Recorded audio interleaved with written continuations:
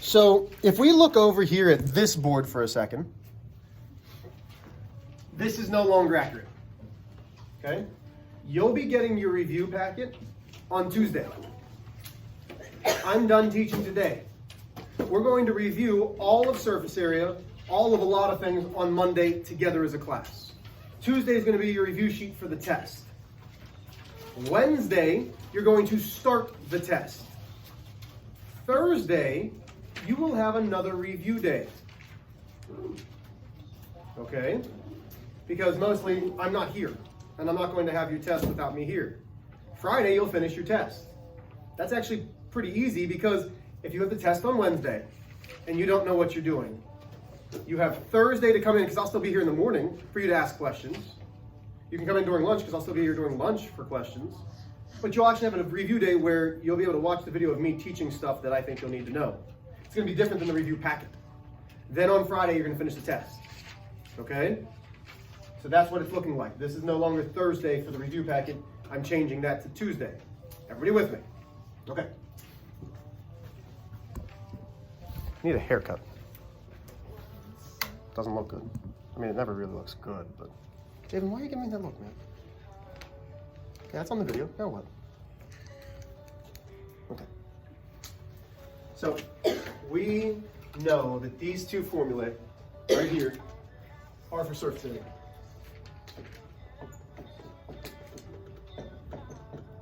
That's important.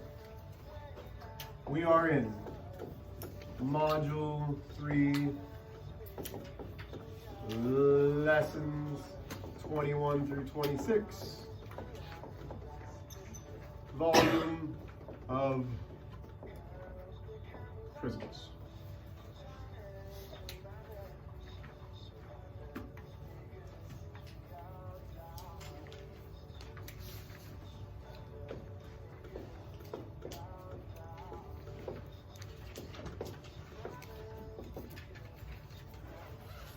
So, we know surface area is the area of each individual shape. So in a rectangular prism, we had 6 rectangles that we needed to find the areas of. For a triangular prism, we had 2 triangles that we needed to find the area of, and then 3 rectangles, which is why we did H times P. So we had to find the area of all of those outside of the figures. Volume is not the outside of the figures. So when I think of surface area, I think of how much wrapping paper do I need to wrap a gift with, okay? Volume is how much water can I fill this shape up with. So volume is the amount of space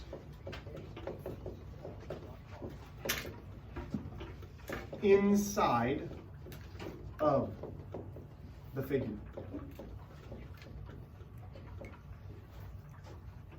Okay, and I'm going to put in parentheses how much water can fill it. That's always how I'll think of volume. Is I'm filling up a pool, I'm filling up a fish tank, I'm filling up a soup can. How much liquid can go inside of that figure? That's how I like to think about volume.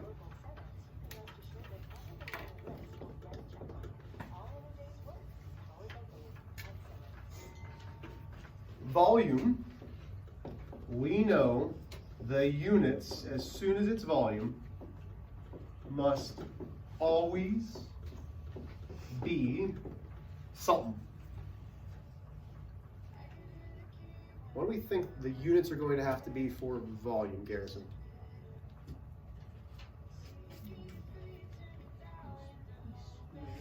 Squared area. Want to take another guess? Cubed. Good. So volume is to the 3rd power, which we call cubed. So just the units are cubed. So that might be inches cubed. That might be meters cubed. That might be feet cubed. Whatever the unit is, that's what we're going to have cubed.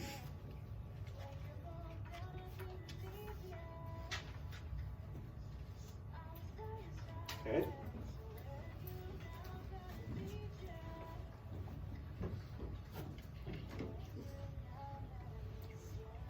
I am telling you that volume for these figures is not hard. We are putting things into practice that we've already done.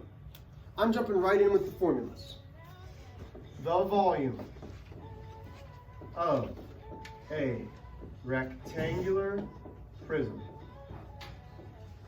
equals.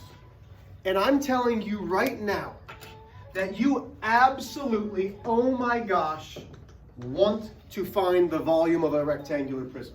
There is not a single person in here that after I give you the formula and show you how to do it, won't be able to do it for every single figure. That's how easy it is. Okay? The volume for a rectangular prism. Abs. What 3 letters do we know about any rectangular prism? Length, width, and height. So it's going to need a length, and it's going to get multiplied by a width, and it's going to get multiplied by a height. And done. That's it. You can do this. Every single one of you can find the length, the width, and the height of a rectangular prism. And then you can multiply them together. Anybody confused on what length, width, and height are? If you are, well, let's find out. So here we're going to find the volume. Okay, we're going to find the volume. I'm going to fill up a fish tank. This fish tank is one of those tanks that you see on like the show tanks, which I love that show. Mostly because I like fish. Okay, so it's going to be a big tank. It's going to be 40 feet by 60 feet by 20 feet. Every time that you get a rectangular prism, I've asked you to do something to the drawing. So for a rectangular prism, what have I asked you to do to the drawing? Hey. Redraw it. Not for the rectangular prism. What have I asked you to do with these numbers already? Kayla?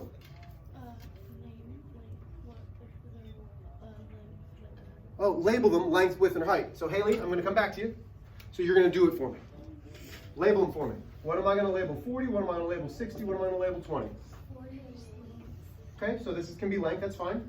60 is width. Sure. 20 is height. Sure. If I labeled them differently, does it matter? No. Absolutely not. Why? Because we're multiplying them all together. The commutative property of multiplication says it does not matter the order in which we multiply. I do expect you to have length, width, and height labeled on your homework. Does everybody understand that? Mm-hmm. Is that hard? Okay. So listen, substitute in. Show me just the form. Don't plug it in your calculator right now. Write V equals and then substitute in the correct letters in the correct order. So on your paper, we know the volume is length times width times height. So you're going to tell me in a second what I'm substituting in. Nikki, go. 40, 60. So 40 multiplied by 60 multiplied by 20. Get your calculators. Everybody should be able to do this. What do we get? 48,000. Peyton. 48,000. 48,000 what? Feet cubed. Feet cubed. I'm not going to try to confuse you on why it's feet cubed, but know that if it's a foot times a foot times a foot, that's foot cubed, but we don't know enough about exponents because you don't learn about them until 8th grade. Just know that because you're multiplying the units 3 times by themselves, it'd be like saying 7 times 7 times 7, which is also 7 cubed. Feet times feet times feet is feet cubed. Okay, 48,000 feet cubed. Do I need to show another example on this? Length, width, height? Like, okay. What figure haven't we done? We haven't done a hexagon. That's actually very true. But we're not going to do that. We haven't done a nonagon. I love that you even knew the word nonagon. Dodecahedron. Very nice. I'd like to see you draw it. Volume of triangular Is that a challenge? prism. Sure. Volume of triangular prism is capital B. What is capital B? What did we name this yesterday? Mason. It is the base, but it has a more specific part about than just the base. It is the base, but it's something specific about the base. Do you remember? We'll come back. Mason. The area of the base. The area of the base. So Mason, what is it? Yeah, it's not just base, it's the area of the base, which we know the base of a triangular prism is what? What's the base of a triangular prism? It's a rectangle. It's absolutely not a rectangle. It's a triangle. It's a triangle. Woo. The base of a triangular prism. We always name prisms by their bases. So if it's triangular, it's a triangle. Well, we know capital B is 1/2 times little b times h. This h is not the same as the h that goes in the main formula.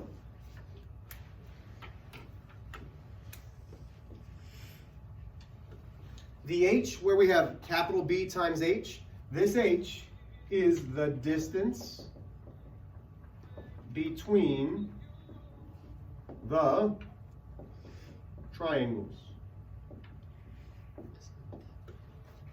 Okay, not the height of the triangle, this is the distance between the triangles.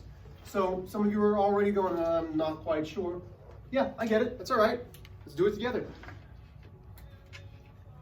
So make sure you have this copied down. Okay, so here's our example. Find volume next to you.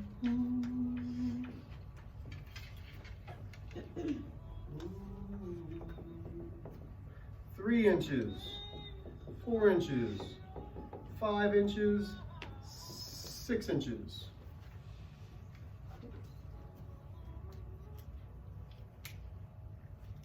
Don't want to be here if I won't be with you tonight. I hit that note. Yeah. Okay. Just like rectangular prism, we knew that we had to label the length, width, and height.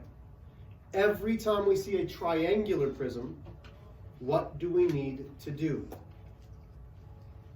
Come on, guys, think about this. What do we need to do? Aiden? Redraw what? Triangle. Redraw the triangle. That doesn't change. We do the same thing with surface area.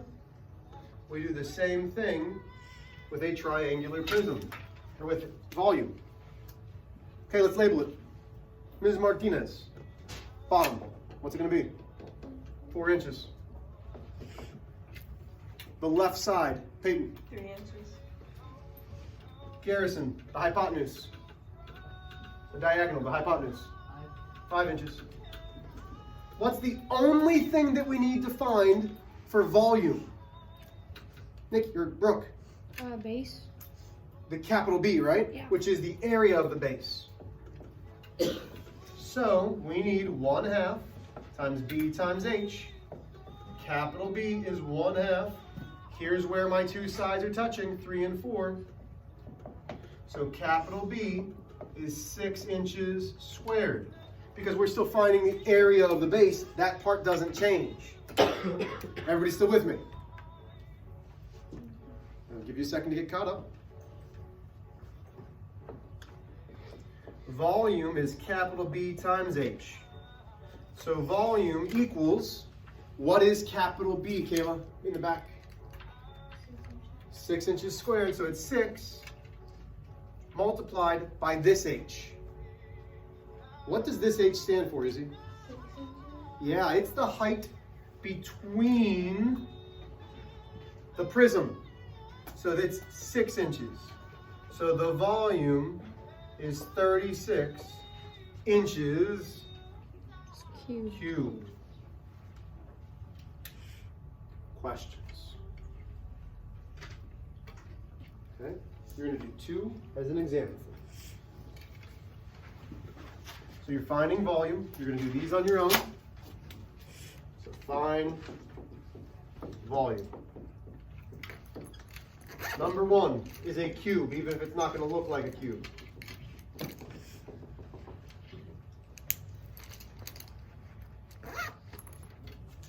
So Even if it doesn't look like a cube, it's going to be a cube. 6 inches, 6 inches, 6 inches. Number 2.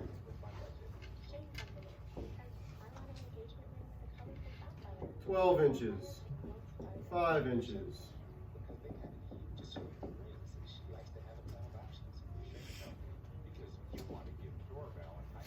7 inches, 13 inches. Okay, I will give you, on your own, 3.5 minutes.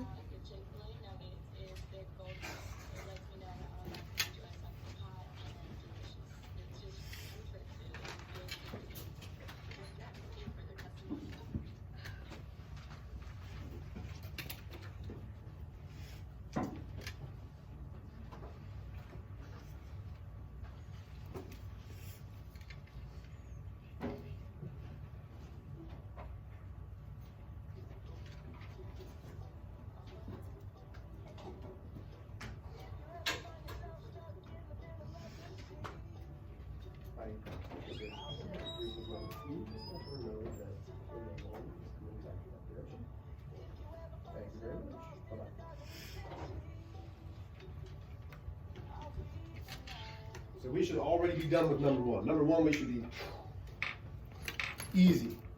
Number 2 is where we're going to have to redraw.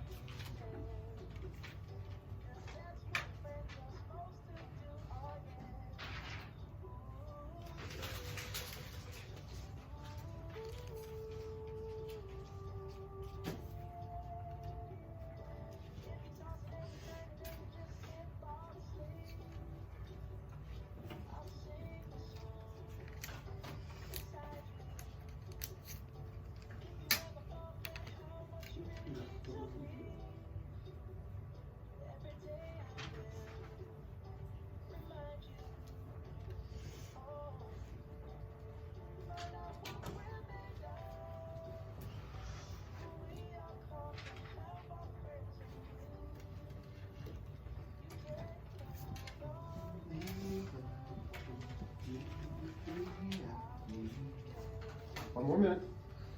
Most of us are on number 2 by now, and we're actually finishing it up.